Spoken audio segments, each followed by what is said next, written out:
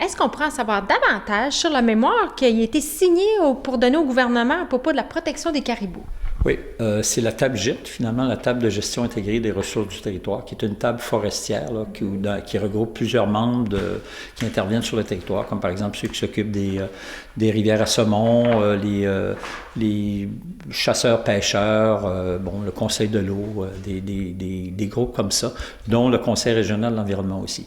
Ils ont déposé un mémoire dans le cadre de l'enquête du gouvernement du Québec présente pour voir les meilleurs moyens d'intervention pour protéger le caribou montagnard de la Gaspésie. Cette table-là fait certaines recommandations et ces recommandations-là sont les suivantes, c'est-à-dire que le caribou montagnard de la Gaspésie se rétablisse afin d'assurer sa survie à long terme sans intervention humaine directe et récurrente à terme, que l'habitat du caribou soit protégé ou aménagé selon la tenue des terres actuelles. Des fois, c'est des milieux qui sont plus perturbés, donc on reboise et ce genre de choses-là.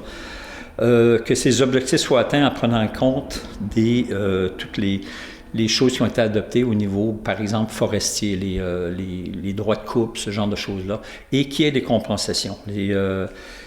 On veut atténuer les répercussions socio-économiques et que le gouvernement s'engage à compenser les impacts négatifs que ça peut avoir sur les populations. Donc, c'est ça, les grandes recommandations là, de ce mémoire-là au niveau. On sait aussi que la MRC de la Haute-Gaspésie a fait un mémoire dans lequel elle rappelle certains éléments. Par contre, ils ne sont pas prêts à aller aussi loin. C'est vrai que c'est les plus touchés. Ils ne sont pas prêts à aller aussi loin là, dans les mesures à prendre pour protéger le caribou. Et donc, en compensation, il faut vraiment là, qu'il y ait des mesures qui soient prises là, pour aider les populations les plus touchées. Est-ce que le caribou montagnard en Gaspésie a des distinctions spécifiques que les autres caribous dans le Canada qui n'ont pas? Oui, en fait, les grands caribous, c'est des hardes de caribous qui sont dans la plaine, dans la toundra, dans différents milieux arctiques aussi. Et donc, ils font de la longue distance. Alors qu'ici, ils sont équipés, si vous voulez l'expression, ils sont équipés pour monter dans les montagnes. Donc, ils ont une façon, sont très résistants, sont très...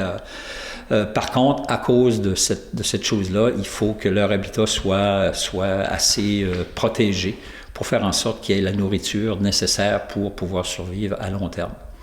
Et on doit se poser des questions par rapport à les interventions plus grandes qu'on a faites dans les milieux naturels et faire en sorte qu'on se pose la question, qu'est-ce qu'on laisse aux générations futures? Si ces espèces-là, les caribous, les bisons, c'est les bisons manqués et passés, plus tôt, il y a eu des espèces en grande quantité qui sont disparues. Et il faut vraiment penser à comment on fait les choses de manière à ce qu'on puisse léguer un capital naturel aussi riche que celui qu'on a reçu.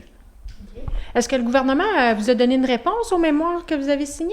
Non, pas encore. Le gouvernement accumule les mémoires présentement et ils vont les lire à un moment donné, mais effectivement, ils ont comme la pression publique de vraiment faire quelque chose à ce moment-ci. Là. Ils ne peuvent pas passer à côté ce coup-ci et dire, bon, on va reporter ça, comme ils ont fait depuis les 10 dernières années. Là.